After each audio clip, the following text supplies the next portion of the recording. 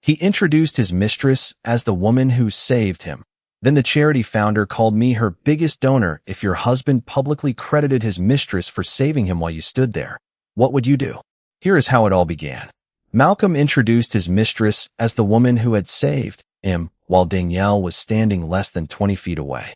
The words reached her before the champagne did, carried cleanly across the small harbor house pre-benefit reception where donors, corporate partners, and staff gathered beneath soft amber lighting in a Washington hotel lounge. Danielle had just stepped inside in a fitted navy dress and low gold earrings, one hand still around the strap of her handbag, when she saw Malcolm beside Vanessa Cole near the bar. Vanessa wore cream silk and the easy smile of someone who believed she belonged exactly where she was standing. Malcolm's body was angled toward her, too close, too familiar. A colleague from his healthcare company asked how they knew each other. Malcolm smiled and said, "Vanessa's the person who got me through the hardest year of my life." Danielle stopped walking. 3 years earlier, Malcolm had come home after losing a major promotion and sat on their kitchen floor after midnight, tie undone, telling Danielle he felt like a failure. She had stayed there with him until dawn. When his bonus dropped, she quietly covered more of the household expenses from her own income. She helped him rebuild interview notes, rehearse answers, and walk back into rooms he had become afraid of. None of that had ever been announced. Danielle had believed love did not need witnesses. Now Malcolm was handing the story to another woman in public. Vanessa touched his arm. "He gives me too much credit." Malcolm laughed. "No, I don't." Then he looked up and saw Danielle. His expression changed for half a second before settling into annoyance. "You made it." Danielle approached slowly. Apparently. Vanessa's smile tightened. Malcolm lowered his voice. "Don't make this awkward." Danielle looked at him, then at Vanessa. "I haven't said anything." "Exactly. Keep it that way." The cruelty was casual enough to sound like management. Malcolm believed Danielle's silence meant emotional distance. He had repeated that story so often he now treated it as fact. Vanessa had understood him. Vanessa had restored him. Danielle had simply been present somewhere in the background. Before Danielle could answer, Dr. Camille Price crossed the room toward them. Camille, Harbor House Initiative's 61-year-old founder and executive director, greeted Danielle with immediate warmth. "I'm glad you came." She took Danielle's hand in both of hers. "I hope you'll stay through the donor impact remarks at the benefit." "I will," Danielle said. Malcolm barely reacted. He knew Danielle donated to charities. He knew Harbor House was one of the causes she cared about. But because she never posted photographs, never asked for stage recognition, and never discussed amounts at home, he had reduced years of giving to something small enough not to interest him. "Camille," Malcolm said, stepping forward with his professional smile. "This is Vanessa Cole. She works in fundraising and donor relations." Camille greeted Vanessa politely. "No more." Danielle noticed the difference, but did not use it. She did not correct Malcolm's story. She did not tell Vanessa what had happened 3 years ago. She did not mention money. She simply watched Malcolm turn back toward Vanessa with the same gratitude he once reserved for her and understood that the affair had already done something worse than replace her physically. He was rewriting the marriage in public. When Danielle finally moved toward the coat check, Camille called after her. "Danielle, don't leave before my remarks tomorrow night." Malcolm glanced over, mildly puzzled by the familiarity in Camille's voice. Danielle met his eyes for one quiet second, then looked away. He had spent months deciding she was the least important woman in the room. Harbor House, at least, seemed to remember her differently. By the time Danielle reached the main Harbor House benefit the next evening, Malcolm had already begun treating Vanessa's presence as if it were settled fact. The ballroom doors opened onto a sweep of cream linen, gold light, and low floral arrangements, while the annual benefit program rested at every place setting. Danielle picked one up before taking her seat. Inside, Dr. Camille Price was listed for the donor impact remarks later in the evening, along with the evening's program sequence and corporate sponsors. Danielle's own name did not appear in any ranked donor section. That was exactly how she had always preferred it. Malcolm noticed the program in her hand and barely glanced at it. "You're really staying through the whole thing?" he asked. Danielle looked at him. "Camille asked me to." "Right." He adjusted his cuff and turned toward the entrance just as Vanessa arrived in a fitted burgundy gown. His entire expression softened. Danielle watched him cross the space to greet her with the warmth he had stopped offering at home months ago. Vanessa smiled, touched his forearm, and allowed him to guide her toward the table as though the seating arrangement had been designed around them. When Malcolm reached Danielle again, he did not ask whether she minded. "Vanessa's sitting with us," he said. "She knows half the fundraising people here anyway." Danielle's eyes moved to the place card beside Malcolm's chair, then to the open seat on his other side. He had no authority over Harbor House donor records, but he did have the ordinary social freedom to invite Vanessa as his guest, and he used that freedom to make a statement. "You told her to come?" Danielle asked. "Of course." Malcolm lowered his voice. "She actually understands this world." The insult was quieter than the one from the reception, but sharper. Vanessa heard enough to smile into her wine glass. Danielle did not respond. During the first course, Malcolm kept leaning toward Vanessa, introducing her to corporate guests as someone deeply connected to donor strategy. Danielle sat beside them while his version of the marriage continued to shrink her out of the frame. At one point, Vanessa asked Danielle, almost pleasantly, "Do you work with Harbor House too?" Malcolm answered before she could. "No, this is just one of Danielle's quiet causes." Danielle turned her eyes toward him. "Just?" Malcolm waved it away. "You know what I mean. You support a lot of things." He made generosity sound like a hobby too small to merit detail. Danielle's phone vibrated inside her clutch. It was an email acknowledgement from Harbor House's development office regarding her most recent contribution, the same kind of donor correspondence she had received before. She glanced at the subject line, then locked the screen and put the phone away. Malcolm saw only the Harbor House logo. "Another thank you note?" he asked. "Yes." He smiled at Vanessa. "See? Quiet causes." Danielle kept her face composed. She had never asked Malcolm to know the exact amounts. She had never turned giving into status.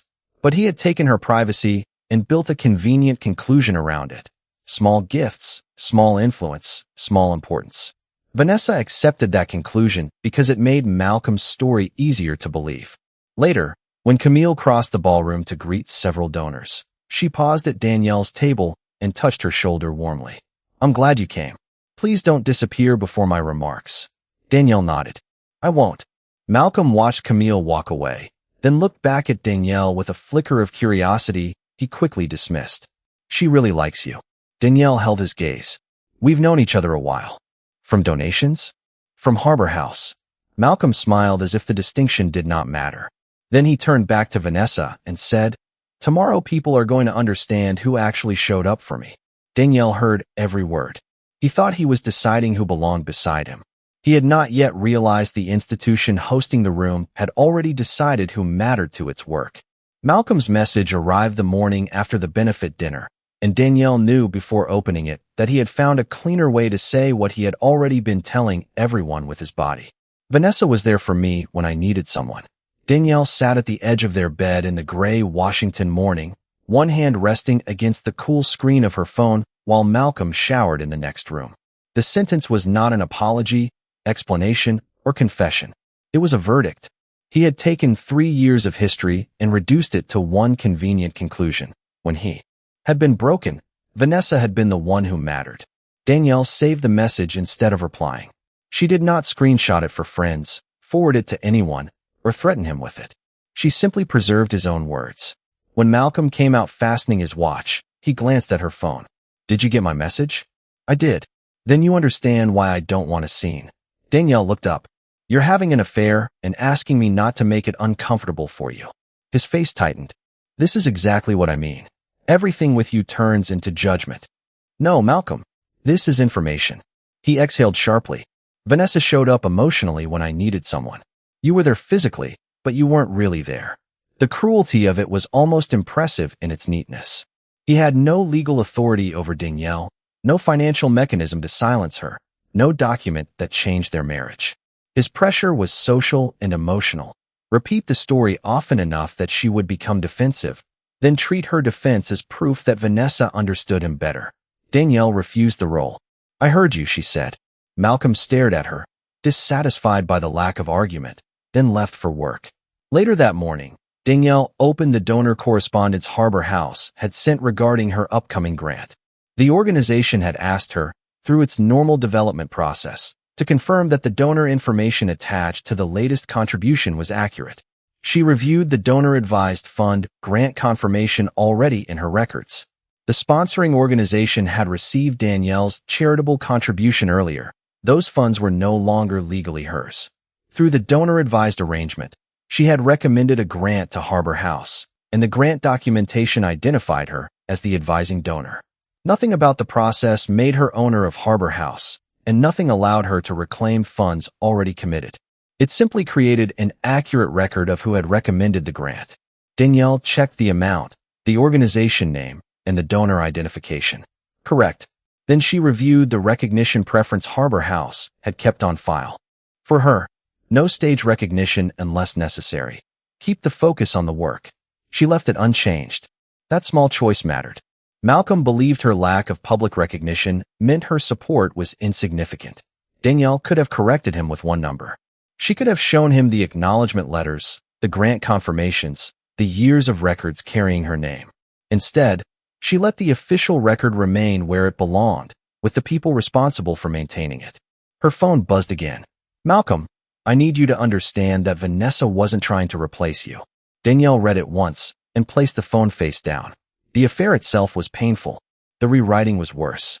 Before lunch, she sent a short email to Dr. Camille Price, Harbor House's founder and executive director, just confirming that my donor information is current and that my no-stage recognition preference is still on file. Camille replied 20 minutes later. Everything is current. And yes, your preference remains exactly as requested. Danielle read the answer slowly. Malcolm was building his version of her from memory, resentment, and convenience. Harbor House was working from records. For the first time, Danielle understood how different those two things were. Camille's reply did not give Danielle a weapon. It gave her something quieter. Confirmation that the version of her life preserved in Harbor House's records was still intact. She did not change her recognition preference. She did not ask Camille to announce a number, expose Malcolm, or turn the benefit into a confrontation. Her first resistance was procedural and almost invisible. Keep the donor information accurate, leave the preference exactly as filed, and let the organization continue doing its work without becoming part of her marriage. That restraint pulled Danielle backward 3 years, to the night Malcolm came home after losing the promotion he had spent months expecting. He walked into their apartment without turning on the lights, dropped his briefcase beside the door, and sat on the kitchen floor with his back against a cabinet. I don't know what I'm doing anymore, he said. Danielle sat down beside him. In work clothes she had not yet changed out of. He talked for nearly an hour about humiliation, money, and the fear that everyone at his company had finally seen through him. Danielle did not tell him to toughen up. She did not offer some polished speech about resilience. She stayed beside him until the room outside the windows turned from black to gray. When he finally said, "What if this was the best I'm ever going to be?" Danielle answered, "Then we build from here." Months later, his reduced bonus had made the household budget tighter. Danielle sat at the dining table with her laptop open to her own work while Malcolm practiced answers for another interview across from her. He stopped halfway through a sentence. "I sound desperate." "You sound defensive," Danielle said. "Try it again without explaining why they were wrong about you." He frowned, then tried again. She listened.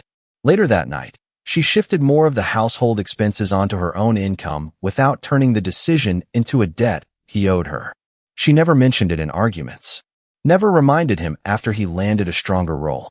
Support, to Danielle, meant helping someone stand without making them kneel afterward.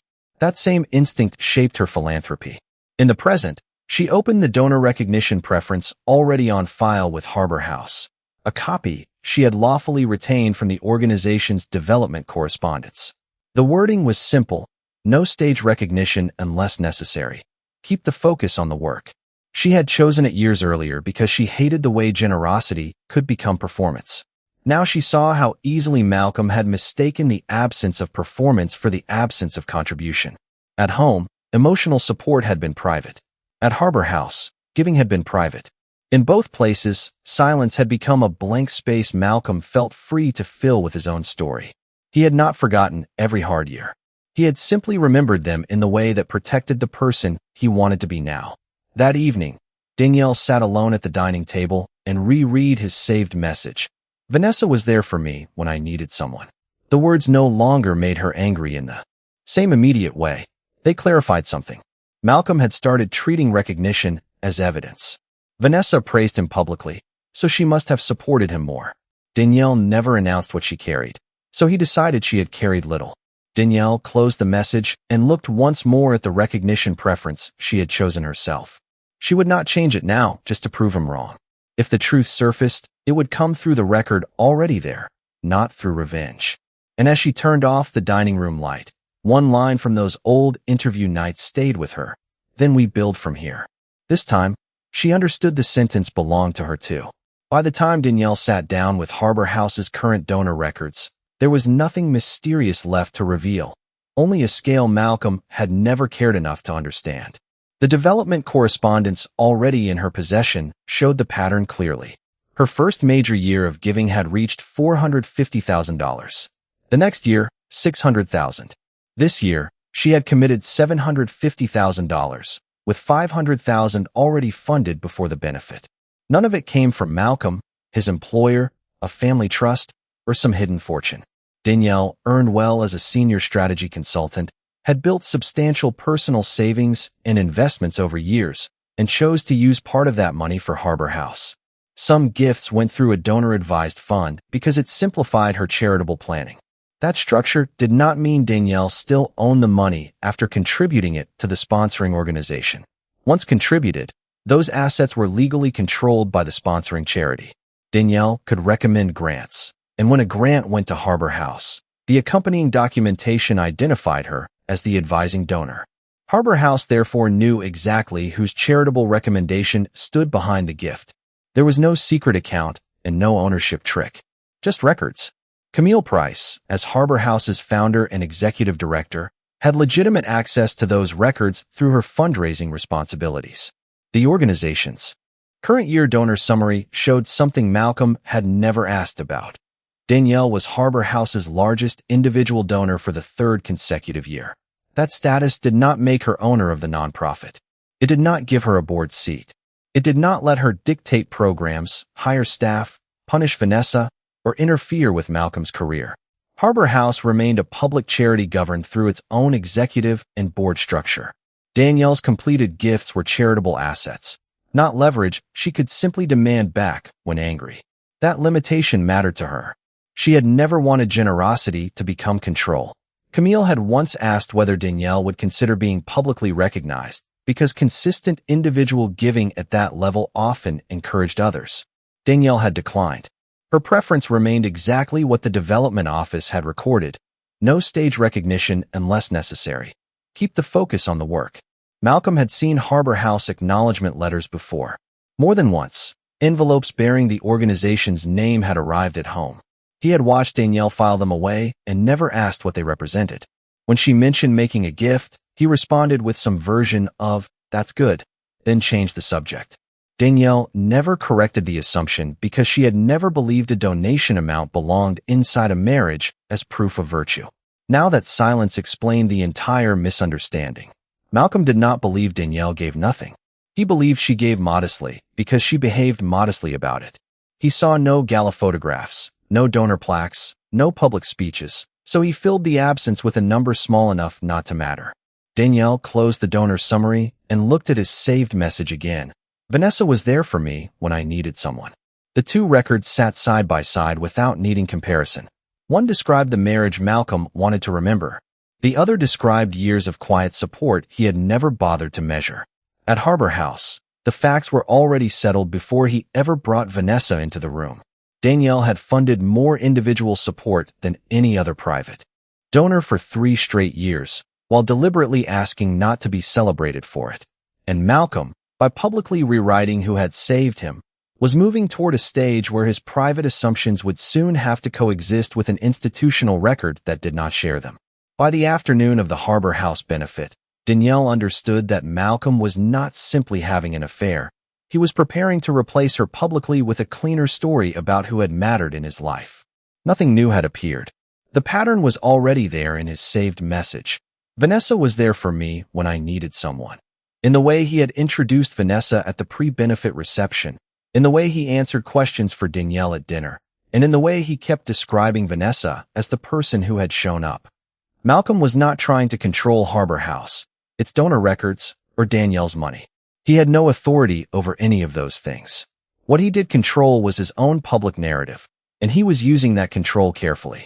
In his version, Danielle had become the emotionally distant wife who happened to share his home, while Vanessa became the woman who restored him.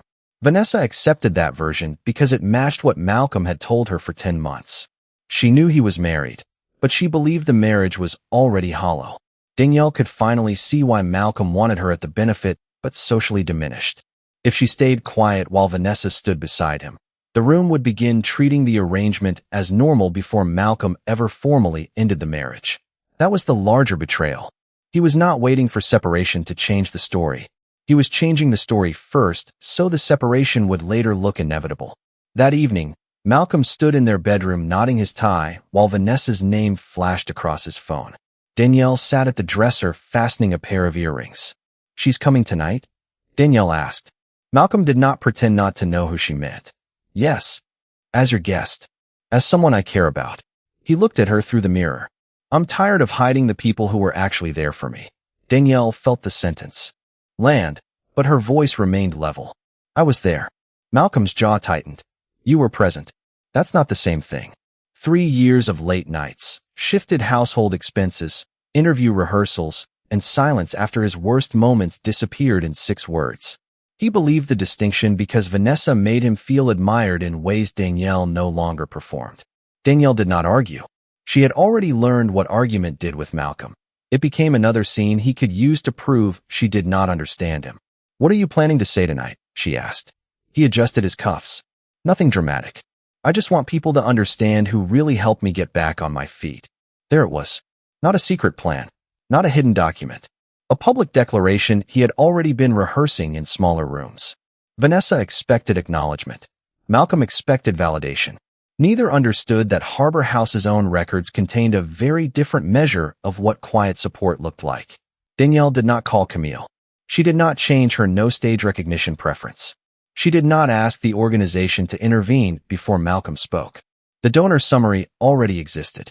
The benefit program already placed Camille's donor impact remarks after the corporate acknowledgments.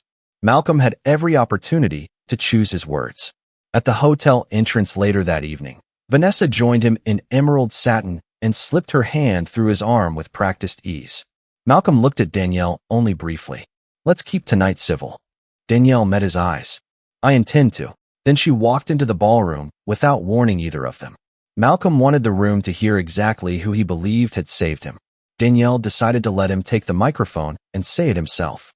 By the time Malcolm stepped toward the microphone at the Harbor House annual renewal benefit, he looked like a man who believed he had finally arranged the story exactly the way he wanted it told. The Washington ballroom glowed beneath crystal chandeliers and warm amber light. Every table set with cream linen, low white florals, and the annual benefit program Danielle had already read. She stood near the edge of the room in a fitted black evening gown, one hand resting lightly around the stem of a water glass, while Malcolm moved through the sponsor area with Vanessa at his side. Vanessa wore deep emerald satin and the relaxed confidence of someone who believed public recognition was about to legitimize what had been private for 10 months. Malcolm introduced her to executives, donors, and nonprofit guests with increasing ease. Danielle watched him turn the affair into biography. When one of his company's partners asked how Vanessa had become so important to him, Malcolm smiled and said, "She showed up when I was at my lowest." Vanessa touched his sleeve. Danielle did not move. She had already heard the language in private. Tonight, Malcolm was giving it an audience. When Harbor House reached the brief corporate sponsor acknowledgement portion of the program, Malcolm was invited to the microphone on behalf of his healthcare company. His company's role was modest and legitimate. He was supposed to thank Harbor House, acknowledge the mission, and step down. He began that way. "We're proud to support work that gives people stability when life changes without warning," he said. Then he looked toward Vanessa. The shift was small, but Danielle felt it before he spoke again. "And personally, I've learned how much it matters to have someone show up when you're falling apart." A few guests turned toward Vanessa. Malcolm extended one hand in her direction. "I want to acknowledge Vanessa Cole, The woman who saved me when I was falling apart. The room did not react immediately. Vanessa smiled, visibly touched. Malcolm continued. She reminded me what real support looked like when I had forgotten how to recognize it. Danielle felt the words settle across the ballroom like dust. 3 years earlier, she had sat on the kitchen floor with him until sunrise. She had carried more of the household expenses when his bonus disappeared. She had listened to interview answers until midnight and never once asked him to repay the emotional debt. None of that existed in the version Malcolm was now certifying in public. He had been given no special authority to define truth, but the microphone gave his narrative the appearance of one. Vanessa stood and accepted the attention. Several guests applauded politely because applause was easier than asking what the statement meant for the wife standing several tables away. Danielle did not interrupt. She did not walk out. She let Malcolm finish every word. That mattered now. He thanked the audience and returned to Vanessa looking relieved, almost victorious. For months he had been preparing the social replacement. Tonight, he had completed it himself. Then the program moved forward exactly as printed. Dr. Camille Price, Harbor House's founder and executive director, stepped onto the stage for the donor impact remarks. Malcolm barely looked up at first. Camille thanked the organization's corporate partners, staff, and volunteers. Then her tone shifted. But there is one individual whose quiet commitment has carried more of this work than most people in this room realize. Danielle's fingers tightened once around the glass. Vanessa turned toward the stage. Malcolm finally looked up. Camille glanced down at the donor summary in front of her, then lifted her eyes toward Danielle's table. She has asked us repeatedly not to make the evening about her name, Camille said. But some forms of support deserve to be accurately recognized. Malcolm followed Camille's gaze across the ballroom. For the first time that night, his expression changed. Camille let the room settle before she continued. For the third consecutive year, she said, our largest individual donor is Danielle Brooks. The sentence did not explode across the ballroom. It landed quietly, which made the reaction sharper. Malcolm's face changed first. Vanessa's followed a second later. Camille glanced toward Danielle, then down at the current year donor summary already in front of her. Danielle has committed $750,000 this year, with $500,000 already received before tonight's benefit. A murmur moved through the room. Camille lifted one hand gently. And because accuracy matters, I want to be clear about what that means. Danielle does not own Harbor House. She does not control our programs, our staff, or our board. She has never asked to. What she has done is support this work consistently, privately, and at a level that has made a measurable difference. Danielle remained still beside her table. She had known the numbers. She had known the ranking. What she had not known was how strange it would feel hearing facts she deliberately kept quiet spoken aloud in the same room where Malcolm had just declared another woman his salvation. Camille continued. Some of Danielle's gifts have come through a donor-advised fund. The sponsoring organization controls those contributed funds, and Danielle recommends grants. Harbor House receives the proper documentation identifying her as the advising donor. Our records are not based on rumor or assumption. Malcolm looked at Danielle as though he were seeing an unfamiliar person wearing his wife's face. Vanessa turned toward him. You knew about this? She whispered. Malcolm did not answer. He had known Danielle gave. He had seen Harbor House letters arrive at home. He had simply never asked enough questions to understand what they meant. Camille's voice softened. Danielle has also repeatedly asked us not to put her on stage or make this work about her name. Her standing preference has been simple. Keep the focus on the people we serve. That detail seemed to hurt Malcolm more than the number. He had spent months interpreting Danielle's silence as absence. Harbor House had interpreted the same silence correctly, as a choice. Camille thanked Danielle briefly and moved on with the program. No one called Malcolm out. No one mentioned Vanessa. There was no public punishment because Harbor House was not a weapon and Camille was not there to settle a marriage. But the social reversal was complete. Malcolm had used a microphone to declare who had saved him. The institution hosting the room had answered with documented proof of who had quietly carried more than he ever bothered to notice. After the remarks, Malcolm found Danielle near the edge of the ballroom. You gave that much? He asked. Danielle looked at him. You knew I gave. Not like this. You never asked. Vanessa stood several feet away, suddenly less certain of where.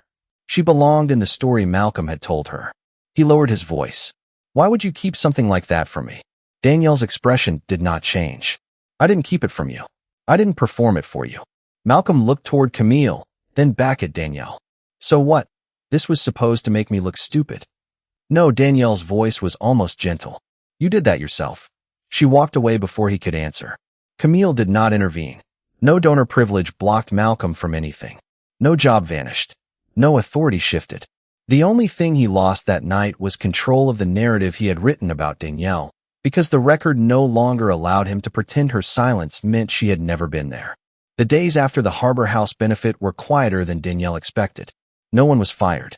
No corporate sponsor pulled out. Camille did not call Malcolm's employer, and Danielle never asked her to. The charity's work continued because the families relying on Harbor House had nothing to do with Malcolm's affair, Vanessa's choices, or the humiliation Danielle had endured in that ballroom. Danielle's current year commitment remained exactly what it had been before the gala. She did not threaten to withdraw it, delay it, or use it as leverage. The money had been given to support housing stability and workforce programs, not to purchase loyalty. That distinction mattered even more now.